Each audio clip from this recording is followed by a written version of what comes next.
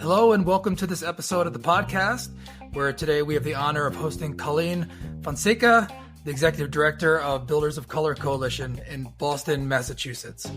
BCC is an organization that is dedicated to increasing access and diversity in Boston's commercial real estate sector.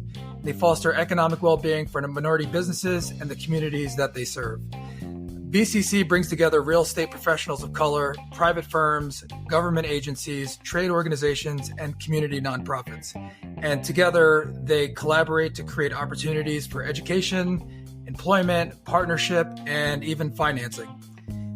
Within the Builders of Color Coalition, there's a network of real estate experts, including developers, investors, architects, attorneys, bankers, contractors, brokers. They seem to have it all. And these professionals span across various firms, from family-owned enterprises, multinational companies, and they just bring a diverse range of perspectives and experiences to the table. So join us today as we dive deep into a conversation with Colleen, and we're going to explore the impactful work that Builders of Color Coalition, and that they're making, and the transformative changes that they're making in Boston commercial real estate.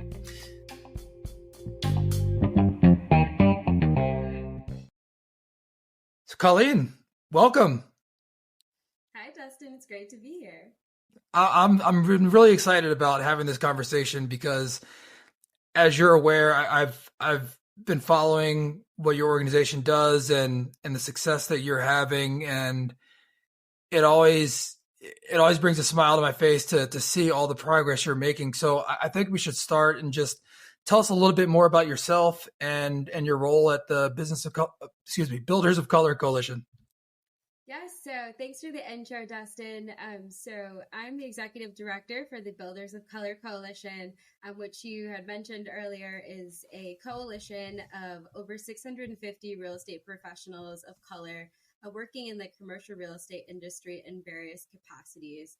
I've now been with the organization for the last year and a half, where we've been building out programming to support the scaling of developers of color in particular that are working in the Boston commercial market, and also expanding diversity, equity, and inclusion efforts industry-wide to support those developers and being able to scale in the network.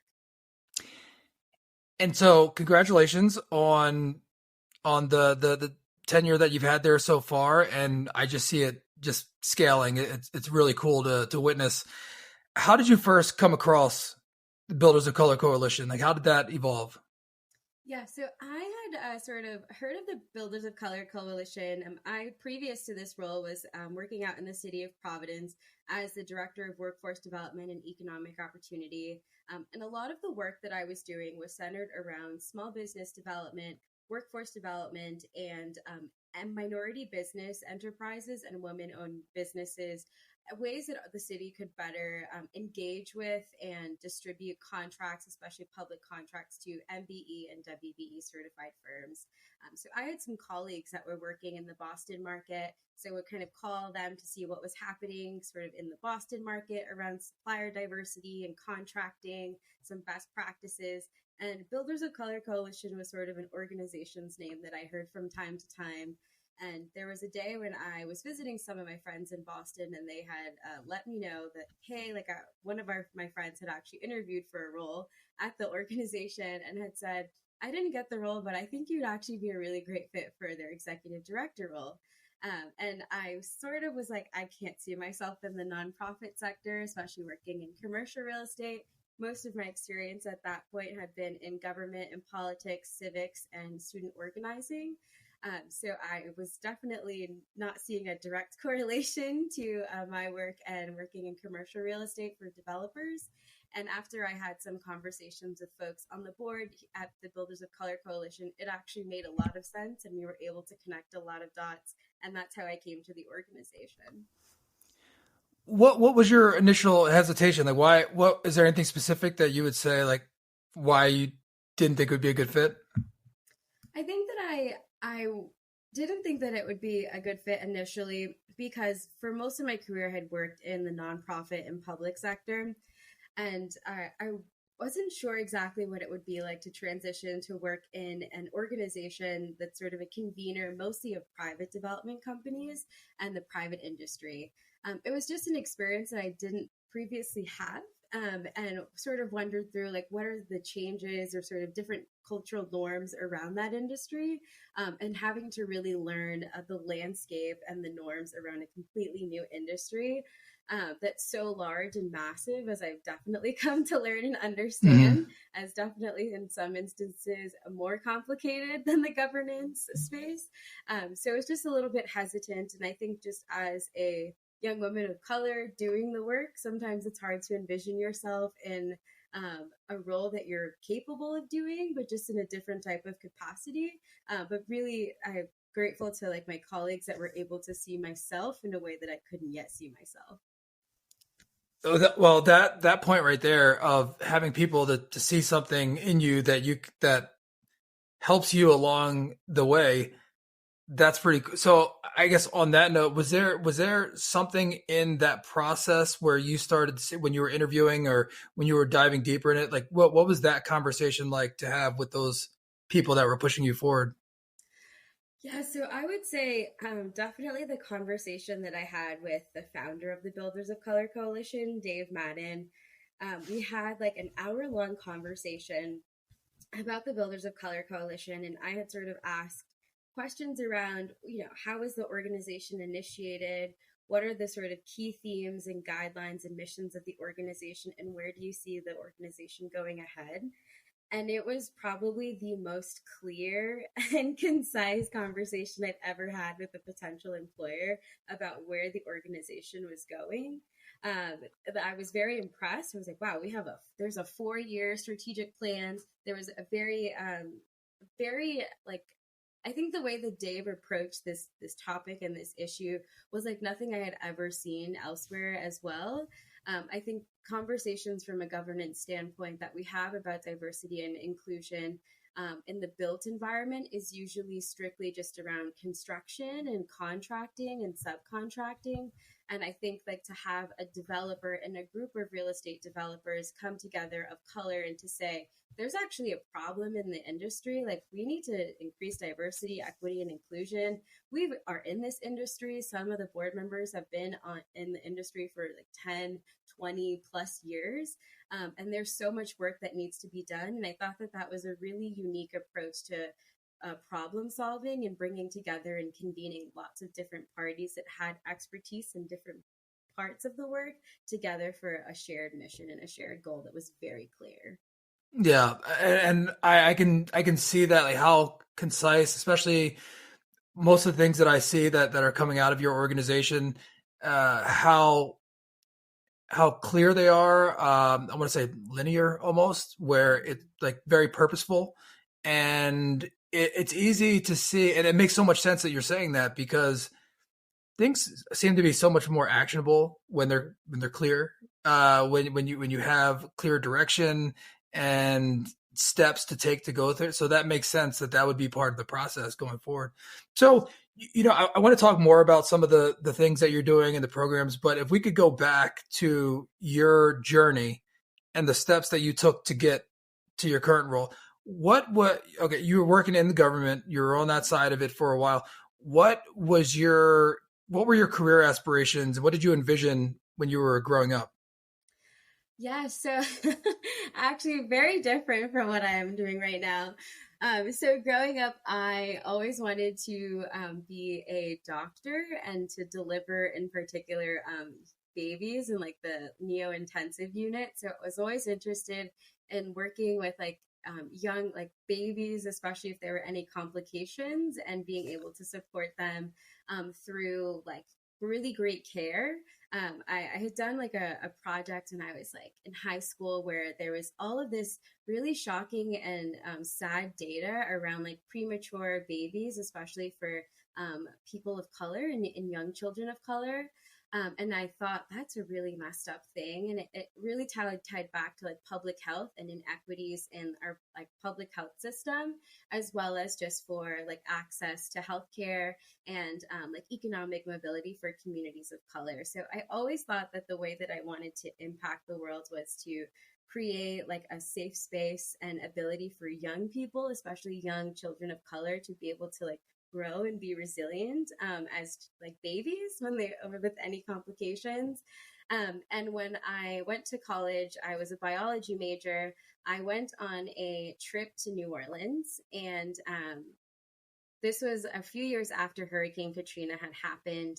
And I had the chance to meet with people that had their homes completely destroyed, hadn't been able to get to their homes because they had lost the deeds in their families through the lines of the families.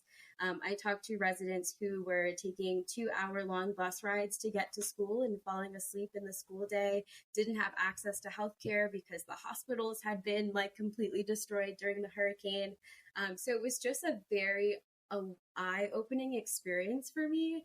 And I remember there was a moment where I thought to myself, especially in talking with like the young people, and like there was one man in particular who it was his first time going into his house since after the hurricane, and he was opening up his laundry machine, and he looked down and he started to get really emotional. And he was like, this is the first time that I've seen like the clothes that are in here since the hurricane. Like it just brings me to a different time.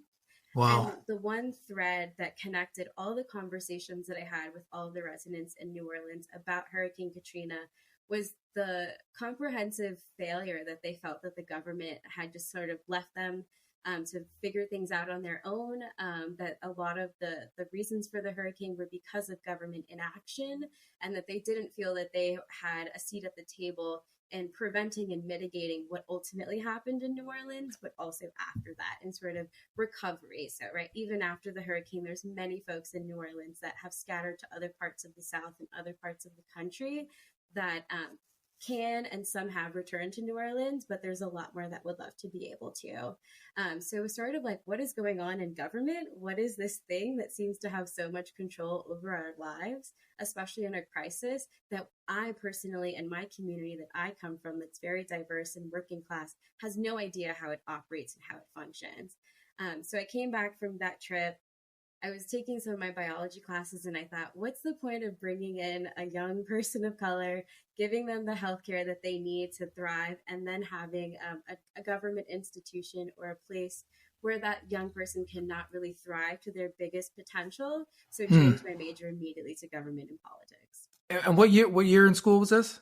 It was my freshman semester. So I was a Wow. my first semester. I went on that trip in February. I changed my major as soon as I came back. My parents were not happy, but That was actually going to be my next question. Do your parents, are they in the medical field, or were they pushing you no. towards that? No, they're not. So my dad is an electrician and my mom is a teacher. So they Okay. were like, "You're gonna give up being a doctor to be in government?" Like they were like so upset. Well, and you had this goal, so for you to make that pivot, it was probably shocking for them. Yeah, it was definitely shocking. But they're on board now. They get it now. Okay, that's good. So after you, I want to make sure that because big part of what we're trying to do with this platform is understand what things, what thoughts, what you can take from your experience that led you to the next step. So once you got into government, I don't want to skip over the school part if you want to touch on that, but what were the things that you started to learn as you were learning about government and getting inside that you were like, okay, I can make a difference here with what I'm doing, or not, or otherwise? I just want to open that up to you. Yeah, so I would say one thing that I definitely learned, and there were, I think, lots of threads to development in real estate and lots of the work that I was doing, although at the time it didn't seem apparent and obvious. So when I was my first job out of college, I actually worked in corrections, sort of doing like justice work inside of the correctional facilities in Boston. And one question that came up was, who owns the community that I live in? That was a question that would come up a good amount, and that I started to think through a lot. Like, who are the people that create jobs for residents, that stabilize communities, that build and provide construction jobs? And it all kind of fell back into developers and development. My office was, when I was in the city of Providence, was across the way from the planning department. So I would see all of these developers kind of popping in and out, and thinking through, how can the job training and the economic development work that I'm doing and all the initiatives that our city administration is doing resonate with developers as well. And I had the opportunity. I think the biggest connecting point for me was working on a project where we took Providence youth and showed them how to build a house during the school day. In the middle of the school day, these students were going to a site on the south side of Providence and building a house. And that was my crash course on development. I was suddenly responsible for figuring out HVAC, electrical issues, plumbing issues, and was sort of interfacing with the developer and the schools about all the different ways that a project can go really well and go really wrong. So we're working with unions and negotiating with the unions, and there was so much work in it that I was like, there is actually a lot that goes into just putting up this one single family house. I can't imagine the process that it takes to put together these large multifamily or these large commercial buildings. And my office only really got to the point where the building was built, and then that's when residents would be hired and all that would happen. But there was so much that happened beforehand that I was so interested in learning. And I'm so grateful, especially for this opportunity, because it was an opportunity for me to see sort of economic development as it relates to commercial real estate development before it sort of comes and is like the building lights come on, everyone's employed, like the property manager comes in. It's everything that comes before that. Yeah, and the term that you use, the threads, and I'm eager to hear more about how this all weaves together, because it amazes me sometimes in people's career, the people that I speak with and that I work with day in and day out, how they got to where they are. And a lot of times there's a curiosity about something and an intention of wanting to do something. There's a goal, there's an intention, but it's more of the curiosity that one step or opening one door leads to something else. And then you say, oh, well, I didn't know this was like this behind this door. And then it leads you to the next room. And then you meet somebody there that says, hey, what about this and that? And then it leads you to the next room. So, it's interesting to hear you talk about going from the corrections department into doing that. So that's unique. I haven't heard that one before. So tell me about the next step after you get this exposure. What do you do next? In terms of like the Builders of Color Coalition, or just my career? No. So after you had that experience and you're seeing how it all works together, and so then you're working after that, you start to work for the city of Providence, right? Like not the corrections, but the actual city proper, or is it all the same thing? Separate. So yeah, two separate roles. Okay. Was there anything in the role with the city that you're like, I learned a lot in X, or what was your big takeaway from that? Yes, I think that I learned that there was commonly a disconnect between right in the development process, as there's a disconnect in some instances between municipal leaders, state leaders, the community groups, and the developer, right? There's sort of this like tension around like we want to get the project built. How do we bring the partners together? How do we assemble the teams? How do we get it through zoning? How do we build something that the community is open to receiving, and that it reflects the mission of the administration for that local city?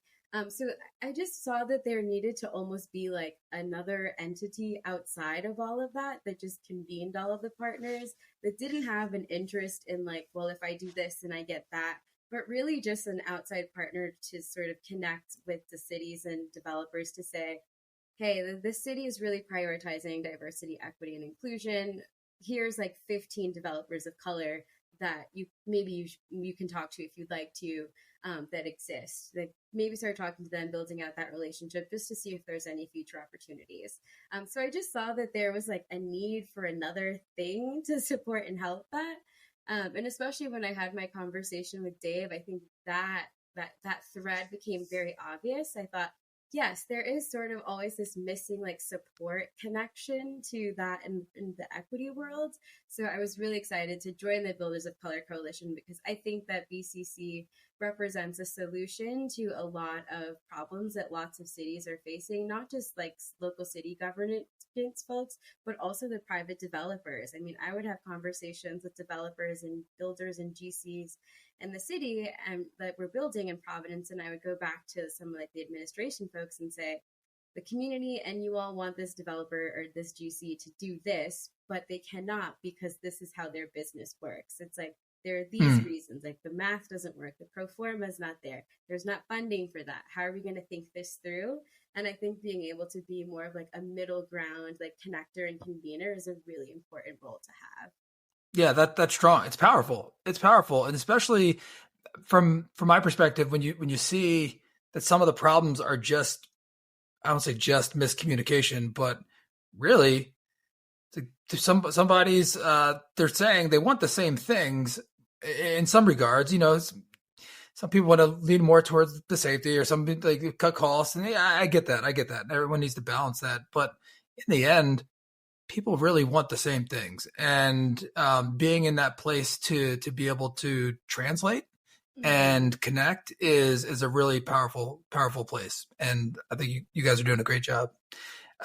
So let's take a deep dive into Builders of Color Coalition. What are you most excited about that you are currently working on?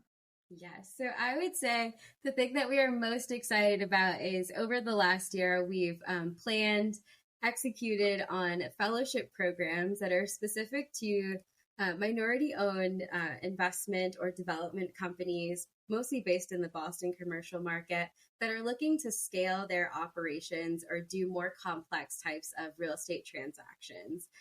So through funding, through Mass Housing, which is a statewide housing entity here in Massachusetts, as well as the Boston Planning and Development Authority, our local planning authority, and our local Boston Foundation. We've been able to fund and support at this point probably 25 development firms, anywhere from 30 to 40 individuals specifically, through 2 separate 6-month training programs to give access and networks to these development companies to be able to grow and scale their operations. So each program, we have 2 programs right now. One is our core Minority Developer Fellowship, which goes from everything from doing your pro formas, figuring out how to navigate through zoning, how to submit requests for proposals for public land, how to secure financing and access to capital. We introduce a lot of these fellows.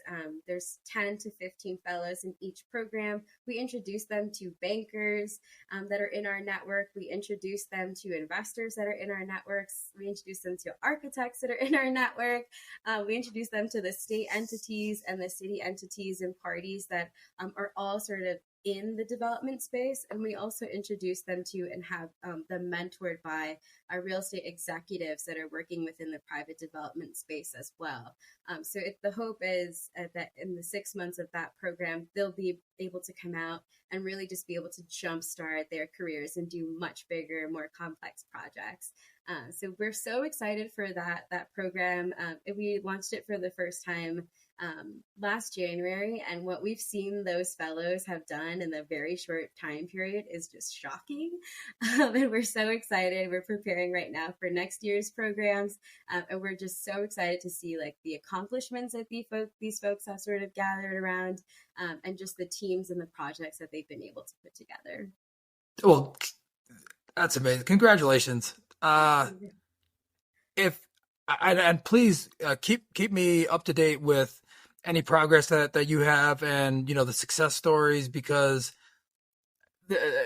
I think it's important for us to be able to share these stories and success, and because a lot of people that will look at it and say, oh wow, like I want to try that, or I need that help. And sometimes you don't know what you don't know, and sometimes being able to share these stories is a way to shine light on different types of success to other people may not even know that they need that kind of help, but it can really bolster their careers and new opportunities. Absolutely. And like I'll share like one of the stories that has been getting a little bit of buzz in the Boston market. So Actually, I'll share two. So we have two fellows, two firms that participated in our first fellowship program. They met for the first time through the program, and after participating in it, they realized that they had lots of mutual interests, and they actually entered into a partnership to work on a project. They were sort of kind of concerned about, is this a project that we could put together? It's very complex. There was a lot of moving pieces to it. And they just had a groundbreaking with the city, and the state just came. They have all these like nonprofit partners that are wrapped into the project, like maybe less than a month ago. So it's great to see like a groundbreaking for a project that's already happening, or like a ribbon cutting, and seeing all the elected officials and those two fellows there that met through our program. So that's just like really promising and great to see. And another one is there's a woman and a minority-owned development company that went through both of our programs, and they recently won a public parcel of land in the city of Brockton. So we're also very proud of them for like getting and working on that project and that development and securing that spot too. Oh, those are two fantastic examples. And let me ask you this question. Based on when you came into the organization a year and a half ago, do you feel like you've met or exceeded your expectations? Because again, I know when you start things and you think it's going to be this, or you have an idea, like where do you stand right now as far as your understanding of the mission of the organization and how well you're doing? Yeah, so I would say we've definitely met all of the expectations that we've had for at this period of time for the organization. I think that we, after especially running the fellowship programs for the first two cohorts, there's definitely things that we're seeing that we're like, ooh, there's ways that we can improve and tinker with it and move it around. And I think that that's just because I'm greatly influenced by the development mindset and all the developers that I get to interface with. So there's a lot of like project management and sort of looking through like, okay, this is how this project happened, but next time, how do we get it faster, build quicker? How do we like do the raise capital faster to get it done faster? Like, how do we bring in more investors? Like, maybe this partner wasn't the right partner. Like, just kind of like thinking through like that puzzle of putting everything together. So we definitely have a way better sense of what the future of the organization is going to look like. It's going to look like, I think, what we've set out and planned. There's definitely that's going to be met, but I think we're definitely adding on some layers to that. That's great.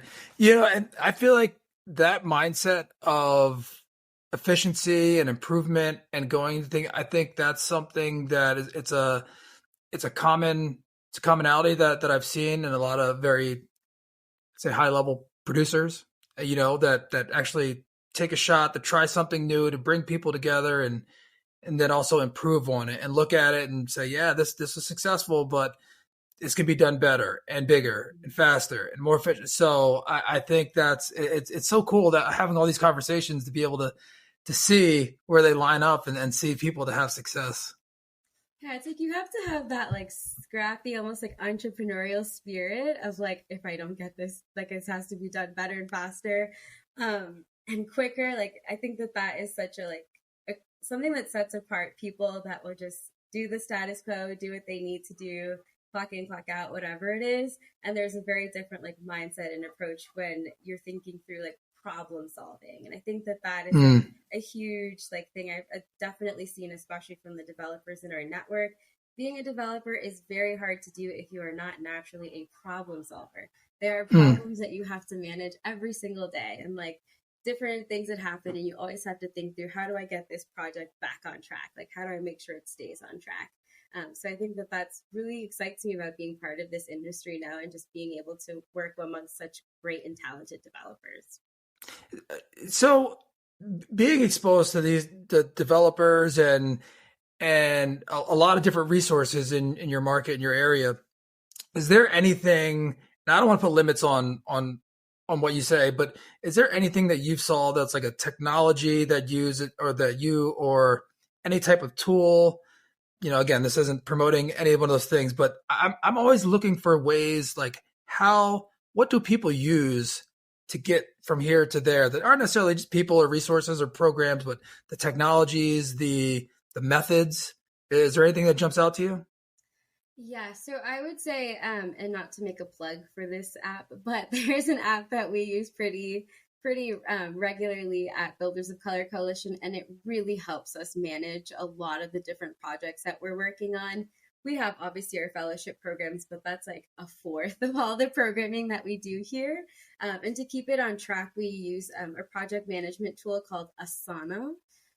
So Okay. we have different projects, so we can sort of manage all of our projects individually. It's sort of like massive to-do lists that have timestamps, deadlines. You can put reminders in there. You can make a calendar out of it. You can plug in lots of documents. You can comment and like have dialogue with your other partners like on the same thread. So especially because our work is very collaborative, it's sort of like we are looking at documents, we're looking at where projects are standing and providing immediate updates. So if there's ever a question of myself or anyone on my team is like, where did we land on this conversation, or where are we with this like one specific item, we can quickly see in Asana and one of the tasks, oh, this is where we last ended up and here's where we need to go next. So it's a really awesome tool. It's very similar to, I guess, like monday.com, some other people use as well.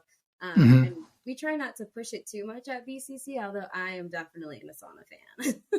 No, that's great. Well, and that's exactly it. Like, not every tool is going to be the best fit for everybody, but uh, I love finding out about, especially productivity tools that people utilize. And so, yeah, that's great. It's a great tip. Um, so I want to be mindful of our time. And thank you so much for joining and sharing more about your journey and everything that you're doing. I want to ask one more question. Well, maybe a couple more questions, but the one I want to say is, um, as far as your personal goals and professional and how they intertwine. You've seen a little bit of it all, right? You've been on the public side, on the private side. Now you're in that world connecting all of them. Is where do you see your future going? Like where? I mean, I'm not, again. It's been a year and a half. I'm sure you got plenty more work to do where you are right now. But 5, 10 years. Do you have you still got like an overall meta goal that you want to accomplish? I think that um, for in terms of like a meta goal, I think one thing that I'm always trying to be like sensitive and cognizant of is like how do I make the most impact in a space where there may sort of be gaps. And so I think with the Builders of Color Coalition, I mean, I'm in this seat. I'm so excited. I mean, we're already planning out what probably the next 4 years are going to look like at the Builders of Color Coalition. Hmm. I think that like we, as an organization, I think we have so much work to do. There's so much other like work to sort of pull in and really advance the industry, especially around diversity. I mean, it's less than 1% of all real estate developers are people of color across the country. So that is definitely a concern and a long, long road to sort of remedy. And I think for now, I'm really just locked into this mission and this goal. And like, how do we really diversify this industry and provide ownership and equity and access for people of color to be able to create economic mobility for themselves and their families? Well, I'll add that what you're doing is a heavy lift, and you're doing a lot, and you're making a huge impact with what you're already doing. I hope that you don't that you feel that you're not doing it alone, because I know there's some wonderful people that you have, and you all, every time I hear you speak and I talk to you, you sound like there's a joy in what you're doing. So I hope you continue that spirit and continue with your success, because it's really impressive, and I'm cheering you on. Thank you. And it's definitely folks like you, Destin, that are in other pockets of the country that are checking in, and we're sort of sharing the dialogue and sharing the conversations, because many of the problems and the issues that developers of color face in Boston are the same across, like not just Boston, but across the country. And I think we're seeing more and more like conversations and discussions with other like chapters of organizations doing similar work and wanting to improve the industry in that way. So we're just so excited to have like partners like BCREN and you and lots of our other national partners, and also our local partners. Like we have 40 to 50 organizations that support our work and are our partners. Like we cannot do this work alone. Absolutely. So listen, Thank you so much. If you want to, one last thing, I'm going to share it in the show notes. But is there any how do people get in contact with you? How do they reach you? What's the best way? Yes, so the best way to get in touch with me is on LinkedIn at Colleen N as in Nancy Fonseca. The second is through our Builders of Color Coalition LinkedIn page. So we are pretty active on LinkedIn as well as on Instagram. I actually check the DMs on Instagram. So if you want to get directly in touch with me, you can definitely feel free to shoot us a message on the BCC Instagram.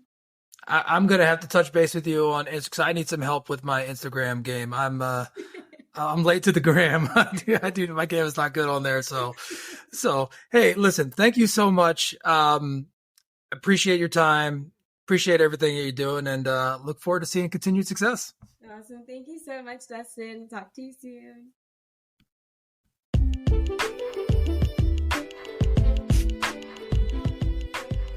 Thank you for tuning in to this episode of the Tools, Talents, and Techniques podcast. We hope you found the conversation insightful and engaging. And if you enjoyed this episode, we invite you to like, subscribe, and share the podcast with your network.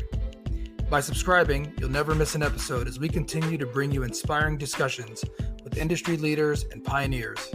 Stay connected to the latest insights, trends, and strategies across various fields from business and entrepreneurship to technology and innovation. Your support is vital in helping us reach more listeners and expand our community. So don't forget to leave a review and share your feedback. We appreciate your input and are committed to delivering valuable content that empowers and inspires. To stay updated on future episodes, be sure to follow us on either LinkedIn or our website, suttonrea.com. You can also find us on most podcast platforms like Apple, Spotify, Google, and Amazon. Thank you for being part of the Tools, Talents, and Techniques community. We look forward to bringing you more engaging conversations and valuable insights in the future. Until then, keep exploring, learning, and applying these tools, talents, and techniques to achieve your own success.